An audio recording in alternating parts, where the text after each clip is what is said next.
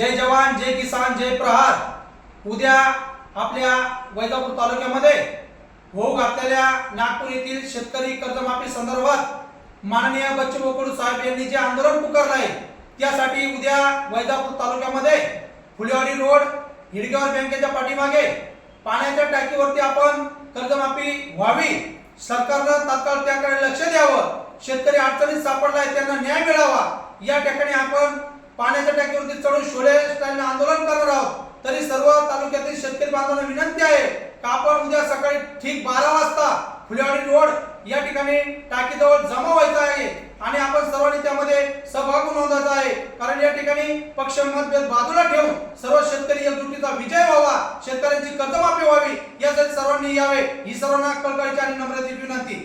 जय हिंद जय जवान जय किसान।